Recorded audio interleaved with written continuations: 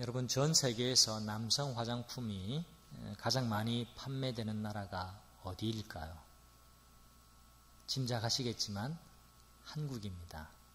한국은 한국인데 어느 정도일까요? 2012년 통계를 보니까 한국 남성 화장품 시장은 6,300억이었습니다. 근데 2위가 중국이었어요. 중국인데 6,100억이었어요. 중국을 조금 제친 게 아니에요. 우리가 간과하지 말아야 할 것은 중국은 우리나라보다 남성 인구가 27배가 많습니다. 그러니까 우리가 중국보다 2위와의 격차가 27배가 난다는 거죠. 엄청난 통계입니다. 2017년 통계도 제가 찾아봤습니다. 부동의 1위입니다. 근데 2017년도 남성 화장품의 시장의 규모는 1조 2,800억입니다. 놀라시는 이가 한 분도 안 계시는데, 이렇게 갖다 바르는데 남자들이 1조 2천억을 사용하고 있다는 거예요. 1년에. 많은 사람들이 화장으로, 성형으로, 또 명품으로 자신을 치장하는데 열중을 하고 있는 듯합니다. 우리나라는 포장 문화에 아주 익숙하죠. 요즘은 좀 문화가 좀 개선됐다라고 느낍니다만 예전만 해도 간단한 물건을 포장하는데 그 포장이 얼마나 요란하고 화려한지 몰라요. 뭘 선물을 하나 해도 포장을 화려하고 이쁘게 해서 주는 것이 더 값어치 있다라고 생각합니다. 많은 사람들이 뿐만 아니라 좋은 집, 비싼 차, 또 좋은 배경으로 자신을 과시하고 학벌과 스펙과 인맥으로 자기를 포장하기를 굉장히 좋아합니다. 하지만 우리가 잊지 말아야 할 게 있는데요. 포장은 포장일 뿐이라는 겁니다. 아무리 포장이 화려하고 고급스러워도 포장을 한번 벗겨놓으면 그 포장을 벗기면 그 포장은 그때부터 쓰레기가 되고 만다는 사실이죠. 아무 소용이 없습니다. 화려하고 사치스러운 포장지 같은 이야기가 에스더 1장에 등장을 하고 있습니다. 지금부터 2500년 전의 이야기인데요. 그냥 가상의 이야기가 아니라 우리가 사는 이 땅 2500년을 거슬러 올라가서 우리와 다른 지역이지만 페르시아 제국에서 벌어진 일들을 우리에게 소개해 줍니다. 어마어마한 규모로 벌어지는 그 잔치 이야기가 1장에 시작이 돼요. 그리고 내내 에스더서는 잔치하는 이야기로 우리에게 들려주다가 마지막에 유대 백성들이 하만, 악한 사람 하만의 괴계에서 살아남고 유대 민족이 전체적으로 전멸할 뻔했지만 하나님이 그들을 구원해 주셔서 그것을 기념하는 잔치, 부림절 이야기로 에스더서는 마치고 있어요. 그래서 잔치로부터 시작해서 잔치로 마치는 이야기가 에스더 이야기라고 할 수 있습니다. 그런데 1장에 등장하는 잔치 이야기를 가만히 들여다보면 그 모양은 굉장히 화려합니다. 오늘 읽은 내용을 보시면 얼마나 그것이 휘황찬란했던지 그냥 이 문장으로 읽어서는 감이 잘 안 와요. 그런데 이렇게 생각해 보시면 됩니다. 페르시아 제국은 당대의 가장 큰 강력한 제국이었다. 인도에서부터 에티오피아. 여러분 이 지역이 얼마나 큰지 여러분 한번 상상이 가시십니까? 세계 지도가 여러분에게 펼쳐지십니까? 거대 제국이었다는 말입니다. 바벨론을 무너뜨린 대제국 페르시아. 그래서 지금은 이란 사람들은요 굉장히 콧대가 높습니다. 옛적에 페르시아 제국 때의 그 자존심이 남아있기 때문이죠. 자, 아무튼 지금 1장에는 이런 화려한 잔치의 이야기로 우리에게 소개해 주고 있는데요. 권력자들의 모습도 눈에 띕니다. 마셔라 부어라 라고 하는 흥겨운 음악 소리도 우리에게 들리는 듯합니다.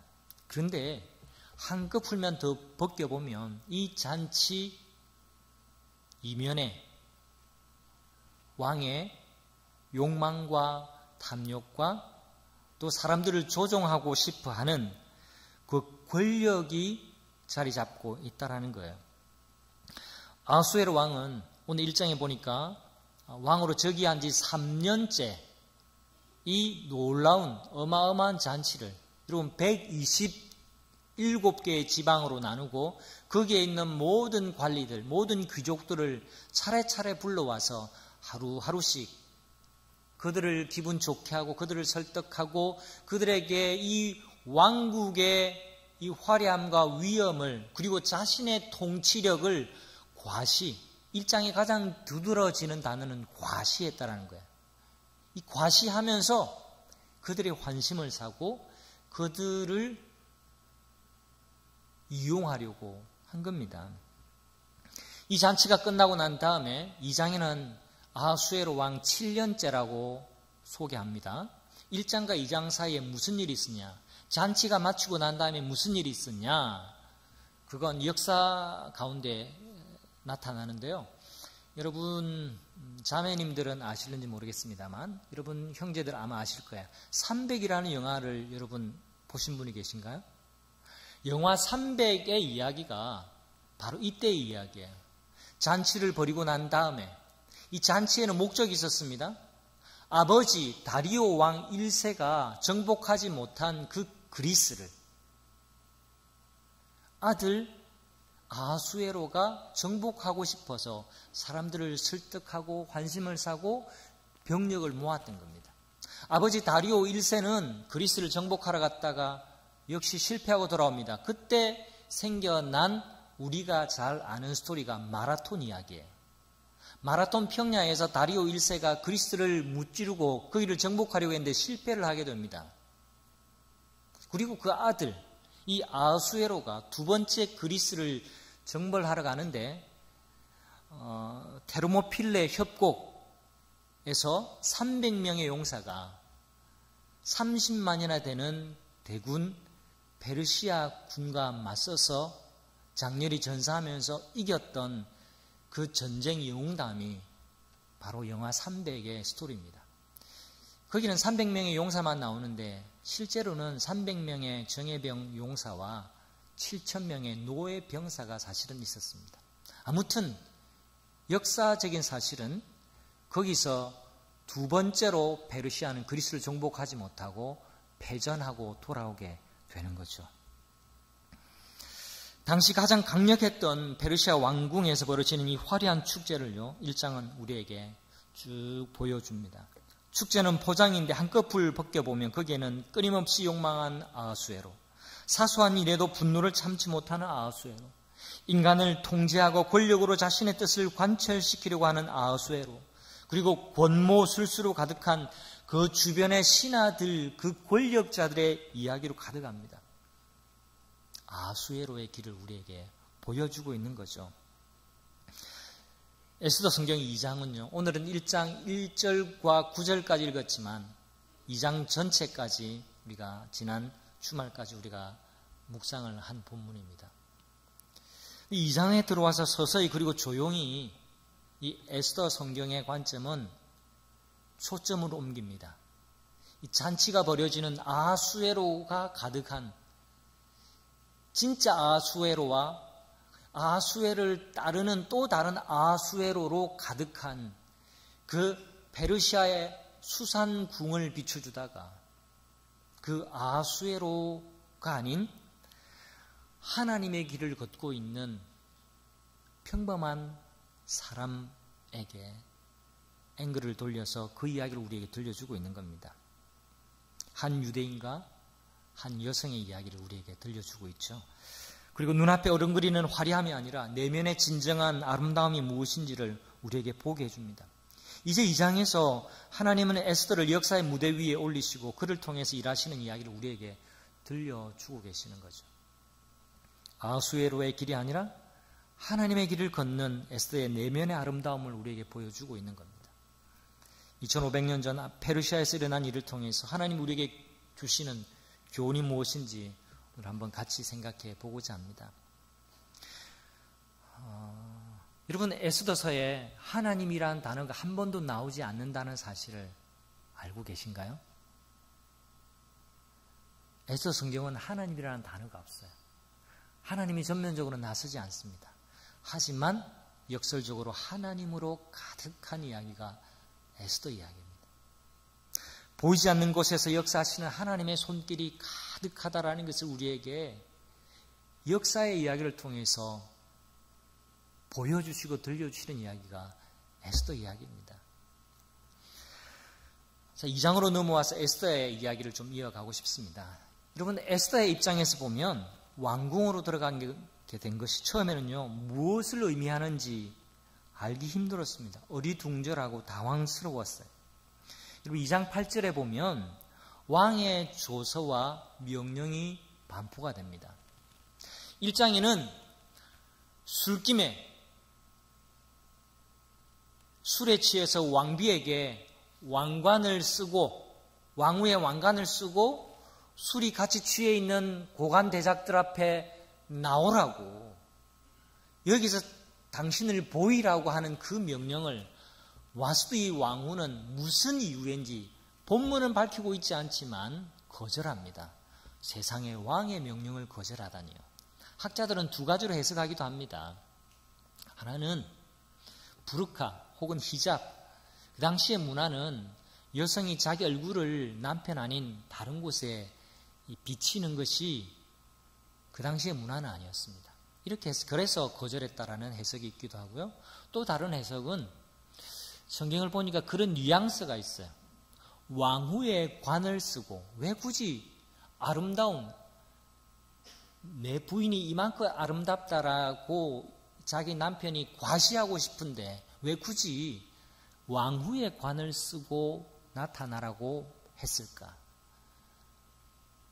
조금 더 다른 부류의 학자들은요, 왕후의 왕관만 쓰고 벌거벗은 채로 굉장히 관능적인 자태로 나오라라고 명령했기 때문에 그 남편의 명령을 거절했다, 이렇게 해석하는 해석도 있습니다. 참고로 그건 어떻게 되었든 중요한 게 아니에요. 근데 중요한 것은 무슨 이유에서든지 와스디 왕후가 왕의 명령을 거절하고 등장을 하지 않은 겁니다. 거꾸로 보면 나중에 왕의 명령을 받지 않았는데 에스더가 왕 앞에 나가는 것을 주저하는 장면이 나와요. 마찬가지입니다.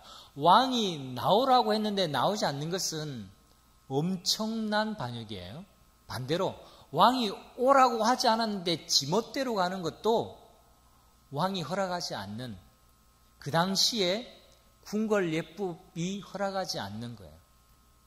그런데 와스디 왕후는 무슨 이유인지 나가지 않았습니다. 그리고 2장의 이야기가 이어지는 거죠. 왕이 이렇게 조서를 내립니다. 전쟁에 패하고 돌아왔으니까 얼마나 마음이 허하겠어요. 2장 1절에 보니까 깊이 생각하거늘 후회하는 듯한 뉘앙스가 나와요.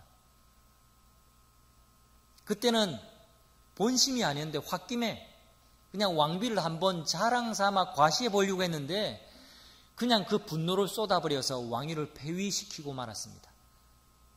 그것도 말도 안 되게 그냥 자기 부인을 폐위시키면 되는데 그것을 온 세계에, 자기가 통치하는 온 나라에, 모든 가정에 여자들은 남자를 깔보지 마라.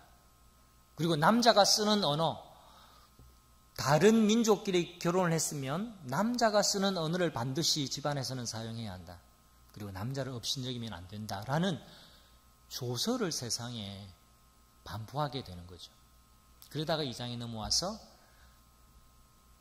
후회가 밀려옵니다. 전쟁에도 지고 자기 마음을 나눌 대상이 없다는 것을 알게 된 것이죠.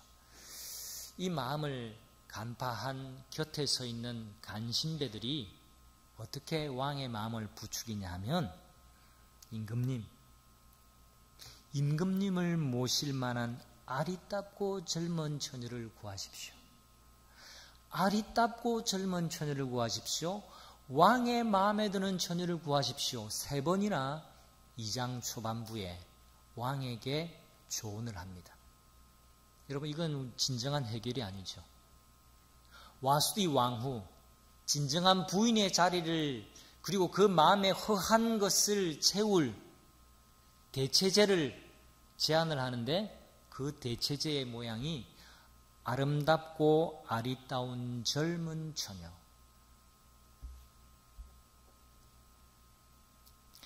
이것 때문에 페르시아는 미인 대회가 열립니다. 자발적인 미인 대회가 아니라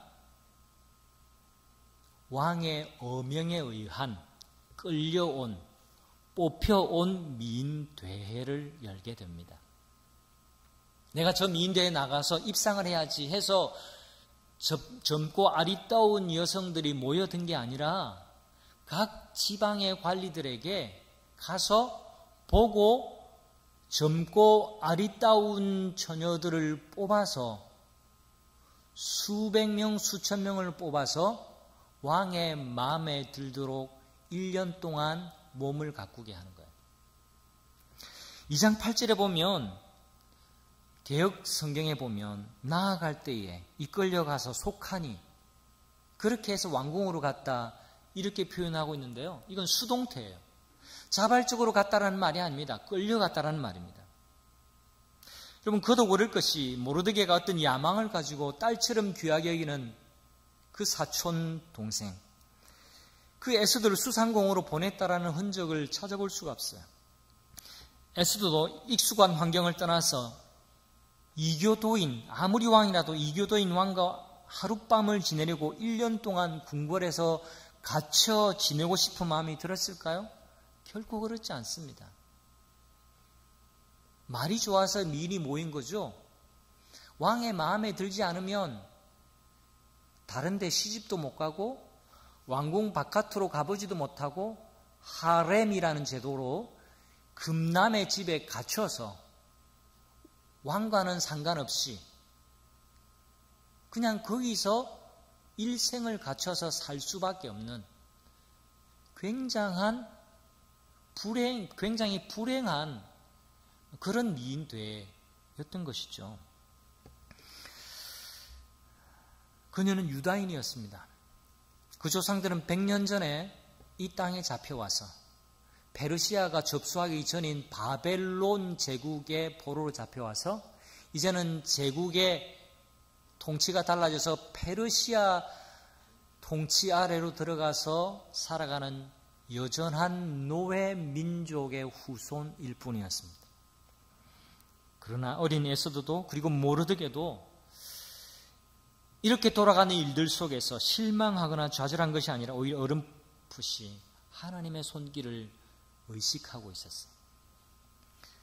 그렇게 보는 것이 전체적인 에스더서의 입장이에요.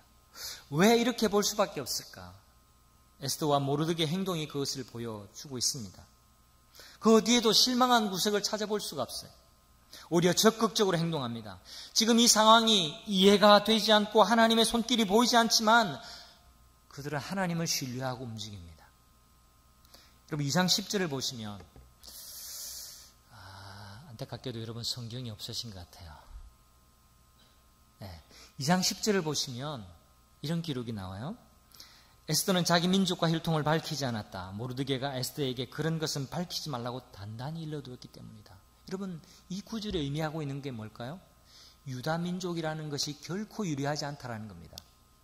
반대로 뒤집어서 생각해 보면 저는 이 구절을 묵상할 때 에스더야, 네가 유대인이라는 사실을 일부러 말하지 마. 이 말은 에스더야, 너는 유대인이야. 기억해야 돼. 하지만 말할 필요는 없어.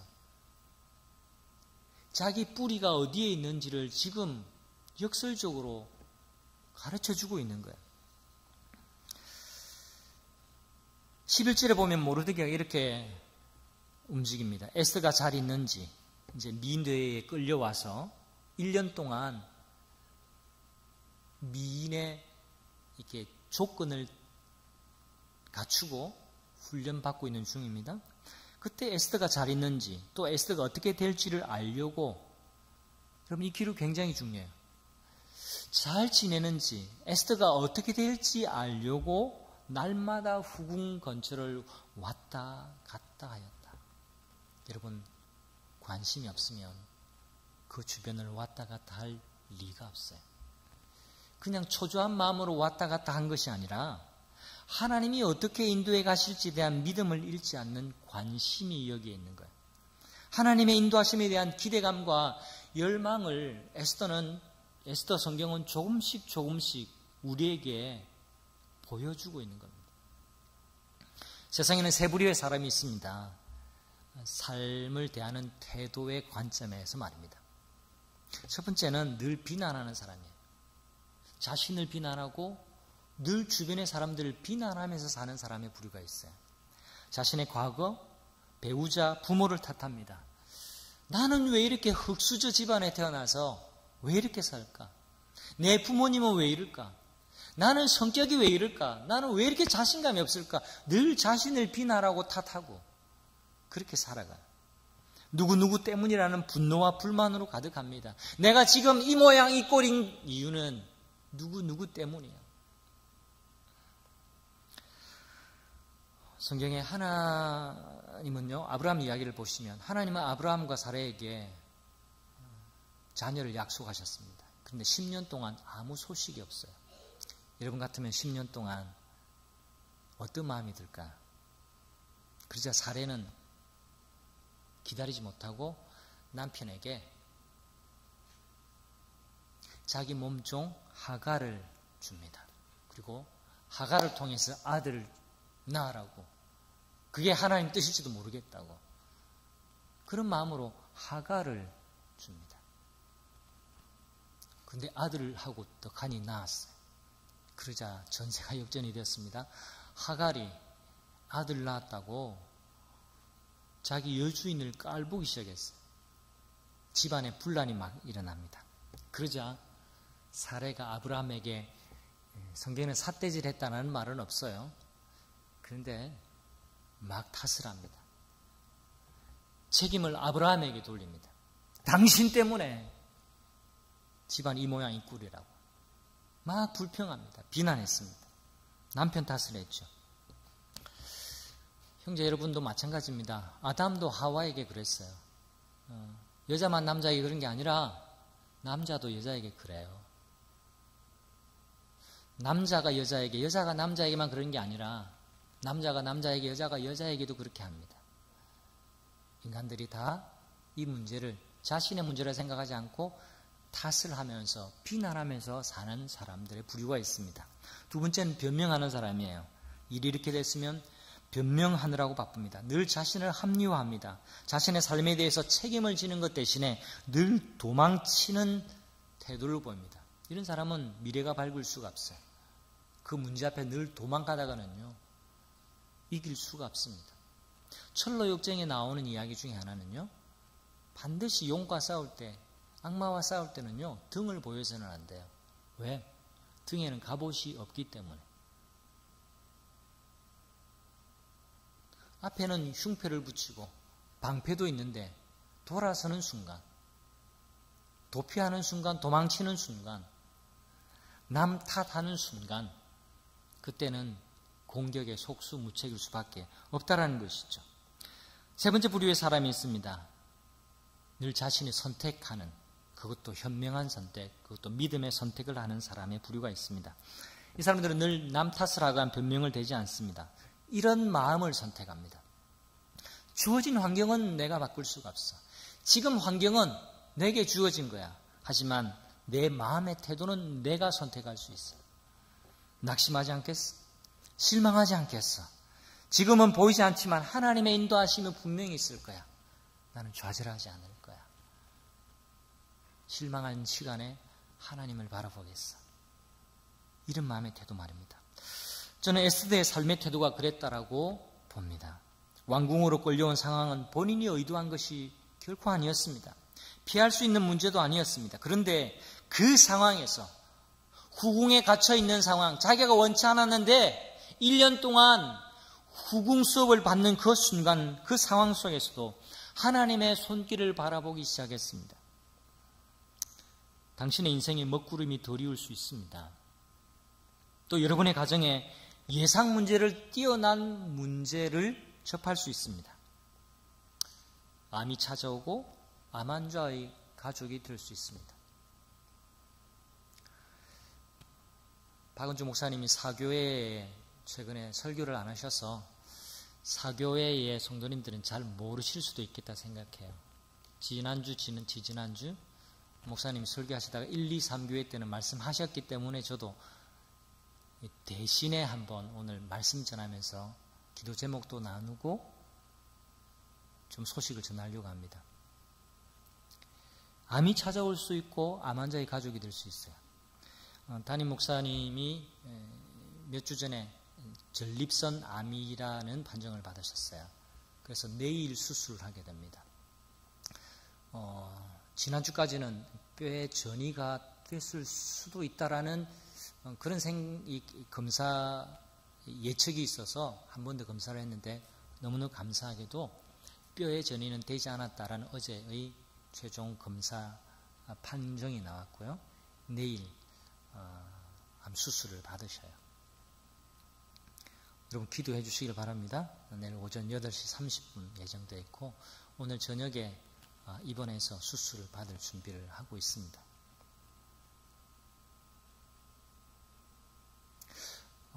아마 박은주 목사님도 마찬가지셨을 거예요. 저랑 같이 운동하는 걸 굉장히 좋아하셔서 일주일에 한두 번 같이 운동을 하고 있는데요. 그 연세에 운동을 그렇게 잘 하시니까 또 열심히 하시니까 아플 거라고 아무도 생각하지 못했습니다. 본인도 생각을 못했죠. 여러분 가운데 나는 암이 있을 수 있을 거야 이렇게 생각하고 사는 사람이 어디 있겠어요. 그러나 암은 누구에나 찾아오게 됩니다.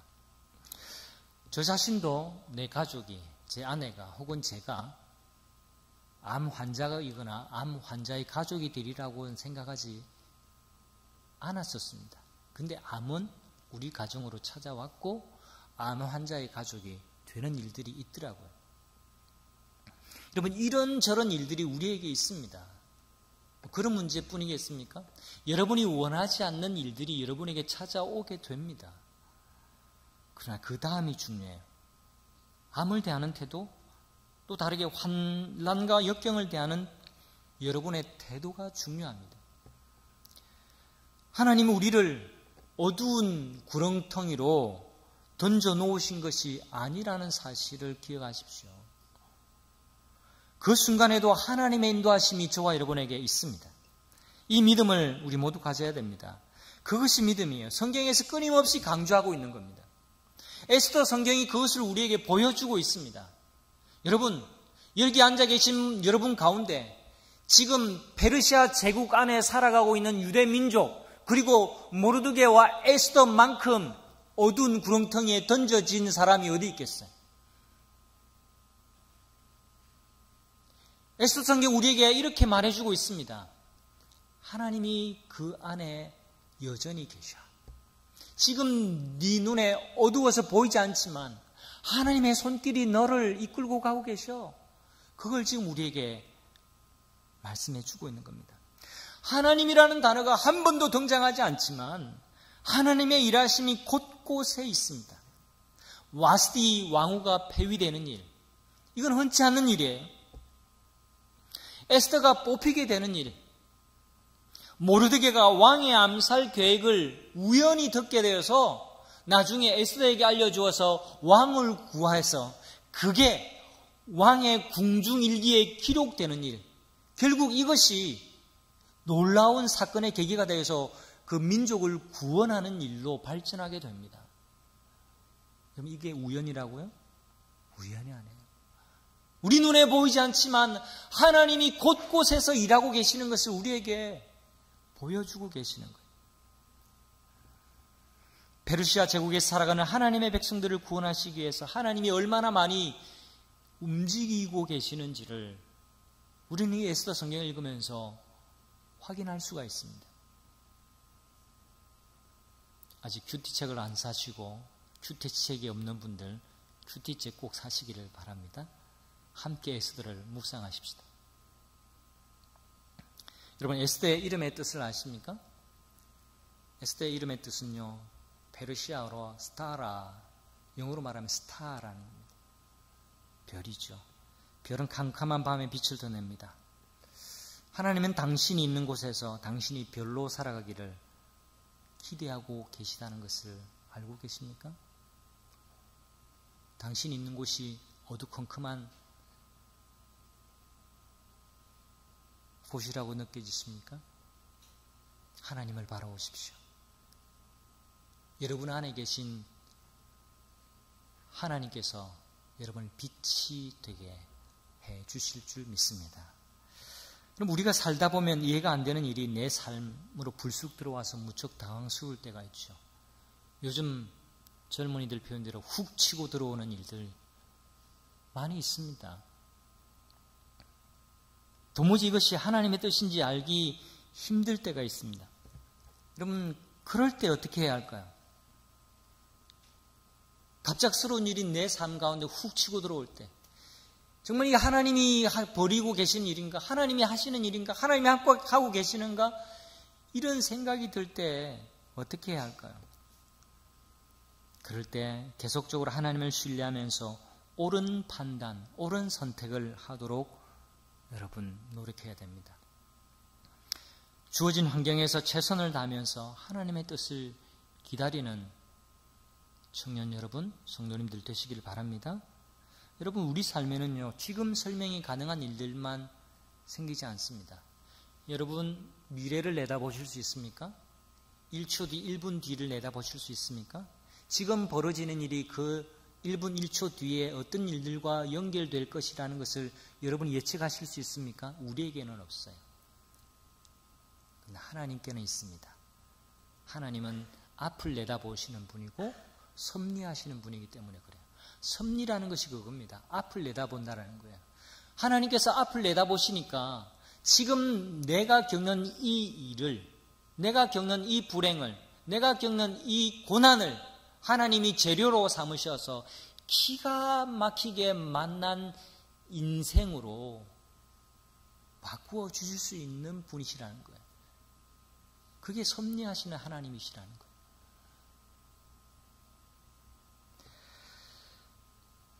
제일 중요한 것은요, 하나님에 대한 믿음을 잃지 않고 계속 그분을 의지하면서 사는 겁니다.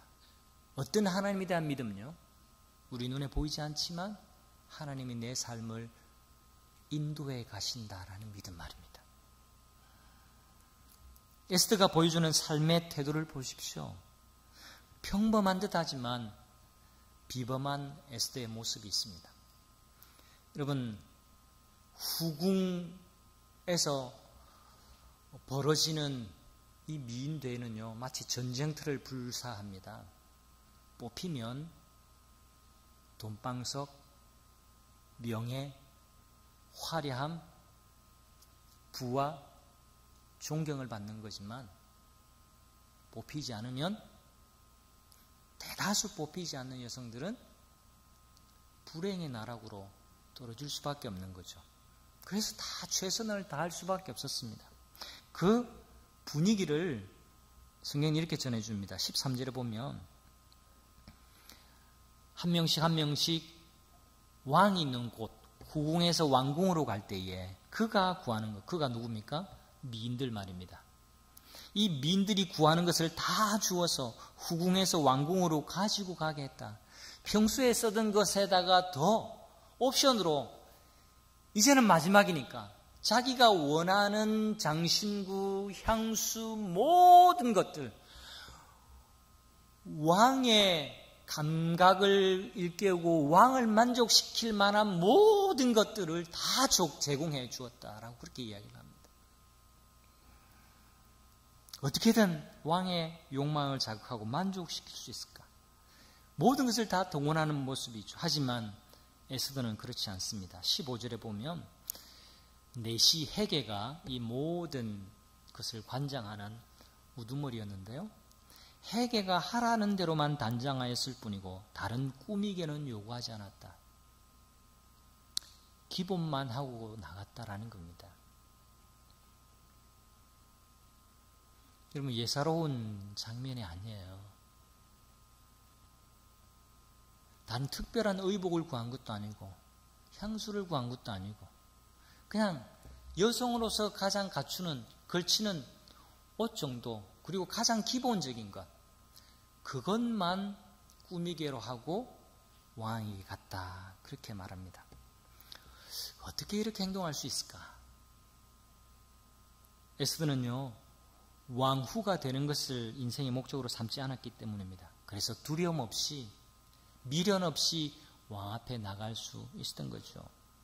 에스더는 결코 자신감을 잃지 않았습니다. 왜요? 그 안에 아수에로가 가득한 것이 아니라 그 안에 하나님으로 가득했기 때문에 그런 자신감을 잃지 않았습니다. 에스더의 빛나는 모습은요, 이 에스더 성경에 이 의미가 있는 건요, 에스더가 왕후가 되었기 때문에 에스더가 훌륭한 게 아니에요. 에스더도 자신이 왕후가 되는 것을 성공이라고 생각해 본 적이 없습니다. 왕후가 되면 내가 성공하고 왕후가 되는 것이 하나님 인도하십니다. 그렇게 돼야만 되는 것이다, 그렇게 단정하지 않았습니다. 뭘 보면 알 수 있을까요? 나중에 백성들을 위해서, 백성들을 구하기 위해서 자기 목숨을 거는 일을 합니다. 죽으면 죽으리라. 왕이 부르지 않았는데 왕 앞에 나서는 건요, 죽을 수 있는 일입니다. 근데 나는 죽으면 죽으리라 하고 그 백성들을 구하기 위해서 나서고 있는 것을 우리는 볼 수 있습니다. 그러면 상상해 보십시오. 너무나 소박하고 평범하게 살던 소녀가 1년 동안 최고의 음식과 최고의 서비스를 받으면서 그것도 후궁에 살다 보면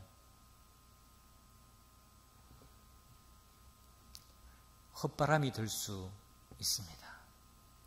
그렇지 않겠습니까? 저와 여러분도 아주 평범하게 살아가는 사람들인 것 같은데 이 세상에 0.00001%만 누리는 그런 호화로움을 여러분이 제공하고 해준다고 한다면 여러분 어떠실 것 같아요?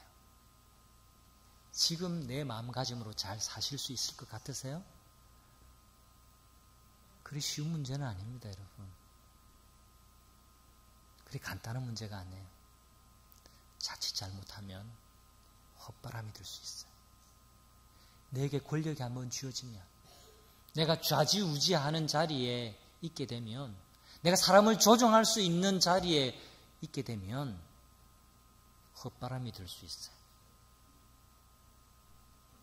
남부럽지 않고 상상하지 못한 불을 거머쥐게 되면 사람이 헛바람이 들 수 있습니다. 왕을 즐겁게 하고 그 보상으로 온갖 안락함을 누리는 것 외에 다른 사명을 생각할 겨를이 없을 수도 있었을 겁니다.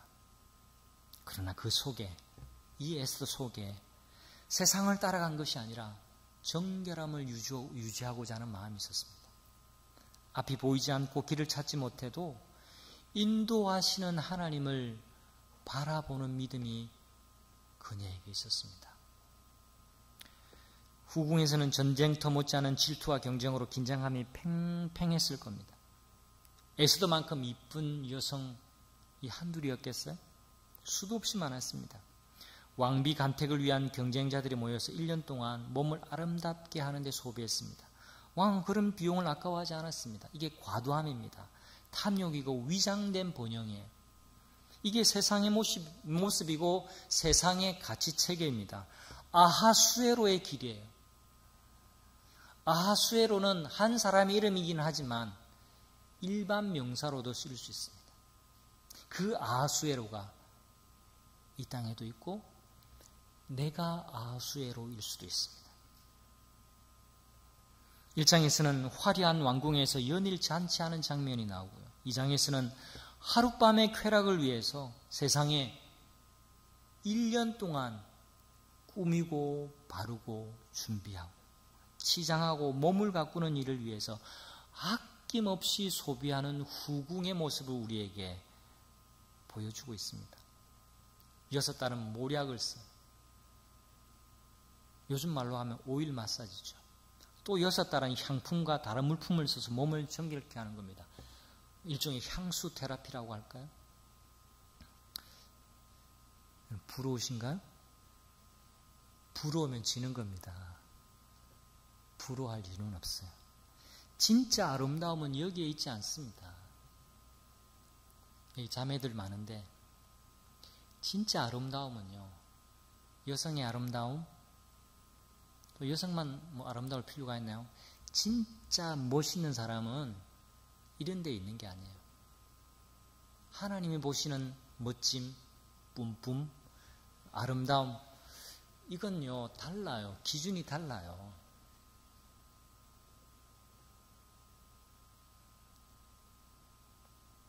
그런 와중에서도 에스더의 참된 아름다움이 두각을 나타내는 거예요. 2장 9절에 보면 헤게에게 하나님이 마음에 감동을 주신 거예요. 헤게가 이 처녀를 보고 좋게 보고 은혜를 베풀었다. 여러분, 이 은혜라는 단어는요 그냥 쓰여지는 단어가 아니에요. 헤세드라고 하는 이 단어는 룻기에 나오는 단어예요. 하나님이 거저 주시는 선물 말입니다. 기대하지 못했는데 주시는 놀라운 사랑 말입니다. 한마디로 하나님이 은혜를 베푸셨다는 말이에요. 그냥 헤게를 통해 주셨다라는 것뿐이지 하나님이 지금 은혜를 에스더에게 주고 계시는 거예요. 17절에도 나옵니다. 이제 왕 앞에 갔어요. 왕이 모든 여자들보다 에스더를 더 사랑했다고 합니다. 그리고 왕 앞에서 은총을 입었다 이렇게 되어 있는데요. 세 번역에는 귀여움과 사랑을 독차지했다. 세 번역이 조금 가볍게 느껴지기는 합니다만 중요한 것은 여기서 은혜라는 단어가 다시 나오고 사랑이라는 단어가 나오게 됩니다. 번역을 하면 모든 처녀보다 왕 앞에서 사랑과 은혜를 얻었다. 여러분, 왜 성경이 이렇게 자꾸 강조를 하죠? 에스더서는 역사하시는 하나님의 일하심을 보여주는 단서가 되는 놀라운 표현들로 배어 있어요.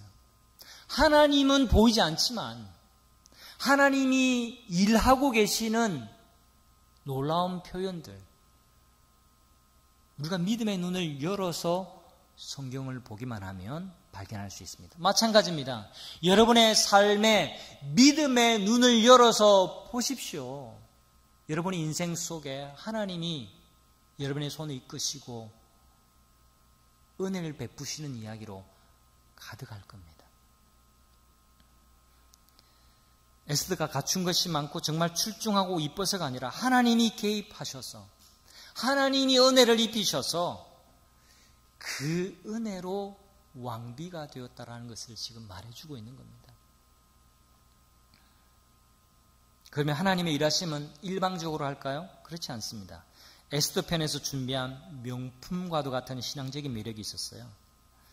자기 기만과 욕심과 허영에 속지 않았습니다. 아수에르의 길로 가는 것을 거부하고 하나님의 길을 걸었어요. 그래서 이름도 별이 되었고 민족을 구한 여성이 된 겁니다. 여러분, 하나님의 인도하심을 믿고 사는 인생에 하나님이 빛이 되어 주십니다. 그리고 그 인생을 빛나게 하십니다. 여러분 자신이 평범하다고 생각하십니까? 하나님의 인도하심이 여러분 인생에게 있다라고 믿는 그 믿음을 가지는 사람에게 하나님이 빛을 비춰주십니다. 하나님이 빛이 되어 주십니다. 여러분을 빛나는 인생으로 이끌어 주실 줄 믿습니다. 여러분, 욕망을 비우고 탐욕과 집착하는 것이 있다면 내려놓읍시다. 이게 간간히 어른 성도님들도 보이는데요. 탐욕, 욕망, 집착하는 것. 여러분, 이게 기성세대만 속하는 단어일까요? 그렇지 않습니다. 젊은이 여러분들에게도 욕망하는 것이 있고 집착하는 것이 있습니다. 여러분, 우리가 전자악기가 많이 있기는 하지만요, 모든 아름다운 소리를 내는 악기들을 한번 생각해 보세요. 진짜 악기들 말입니다. 다 속이 비어 있어요. 내 안에 있는 욕망을 채우는 것은요, 내가 충만해지는 것이 아니라 내가 좁아지는 거예요. 욕망으로 좁아지고. 페르시아 제국은 2500년 전 옛날에만 있었던 것이 아닙니다. 오늘날 우리가 사는 세상도 페르시아 제국 못지 않습니다. 21세기에 페르시아 제국을 우리는 살아가고 있습니다.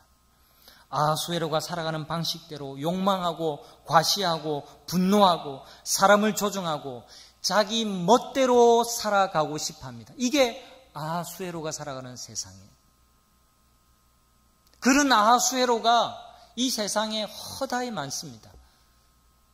그리고 그 아하수에로가 살아가는 그 세상은 우리에게 너도 아하수에로가 되라고, 너도 욕망하고 너도 분노를 표출하고 너도 네 인생을 네가 이끌고 갈 수 있다라고 떵떵거리면서 살라고, 하나님은 잊어버리고 네가 최선을 다해야 된다라고, 그렇게 너도 아하수에로가 되라고 그렇게 우리를 부추기고 있습니다.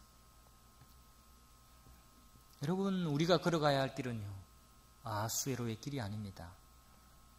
하나님의 인도하심을 믿고 사는 삶, 하나님이 인도하시는 그 길을 걸어가는 청년 여러분들 다 되시기를 바랍니다. 내 눈에 하나님 보이지 않으십니다. 하지만 하나님이 나를 인도하십니다. 이게 에스더 성경의 메시지입니다. 그 증거들로 무수합니다.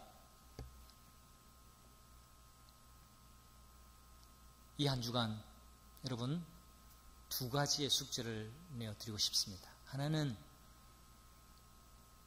큐티책을 사십시오. 에스더를 묵상하십시오. 그리고 그 에스더 성경 속에 눈에 보이지 않지만 하나님이 인도해 가시는구나라는 것을 묵상을 통해서 깨달으시기를 바랍니다. 이때는 아멘 하면 좋은데, 사교회 마치고 사무처에 책 구입하러 가는 사람들이 많아지기를 바랍니다. 둘째 숙제를 좀 드리고 싶습니다.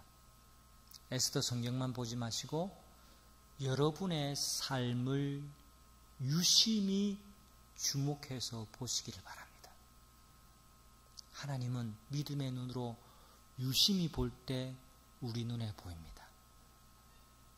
보이지 않지만 내 인생을 이끌고 가시는, 부인할 수 없는 하나님의 증거들이 여러분 삶에 마치 보석이 박힌 듯이 무수히 많이 있을 것입니다. 말씀을 맺고 싶습니다. 신앙소설 오두막을 여러분 읽어보셨나요? 도대체 여러분이 읽는 책이 뭐요? 꼭 한번 읽어보시기를 권합니다. 오두막에 보면 마지막에 엘리자베스 베넛 브라우닝의 식구를 소개합니다. 굉장히 장편의 시인데요, 다 읽어드리지 못하고 앞부분에 있는 한 연만 제가 읽어드리고 설교를 마치고 싶습니다. 오늘 에스더 이야기와 굉장히 맞닿아 있는 이야기입니다. 잘 들어보세요. 땅은 하늘로 가득 차 있다. 모든 평범한 나무들이 하나님과 함께 불타오른다. 그러나 오직 볼 줄 아는 자만이 신발을 벗으며 다른 이들은 나무 주변에 몰려 앉아 검은 딸기나 줍는다. 여러분이 발붙이고 사는 이 땅에 하늘로 가득 차 있습니다. 여러분이 사는 곳은 새 속이 아니라 하늘을 반영하고 있는 하나님이 역사하시는 곳이라는 것을 잊지 마십시오. 포장지와도 같은 육신에 보이는 것에만 집중하는 인생이 되지 않기를 소망하십시다. 모세처럼 떨기나무에 붙은 불을 보고 신발을 벗어들고 온 우주에 충만하신 하나님께 경배하는 사람들 편에 서 있기를 바랍니다. 눈을 떠서 보세요. 우리 주변에 평범한 인생의 나무들이 하나님을 만나서 하나님의 임재로 불타오르는 것을 우리가 볼 수 있습니다. 인생 역전을 위해서 스스로 몸부림하는 인생이 아니라 하나님으로 충만한 이 세상에서 그분을 의지하며 그분의 인도를 따라서 한 걸음 한 걸음 걸어가는 연습을 하는 하루하루를 살아가는 청년들, 성도님들 다 되시기를 바랍니다. 떨떠름한 검은 딸기 한 줌을 얻는 것으로 만족하는 인생이 되지 않기를 기도하십시다. 하나님은 온 우주에 충만하시고 하나님의 현존은 우리가 눈을 뜨고 살아간 이 한 주간 우리가 발견하게 될 것입니다. 하나님은 눈에 보이지 않지만 우리 삶을 인도하고 계십니다. 믿으시기를 바랍니다. 누리는 여러분 되시기를 주님의 이름으로 축복합니다.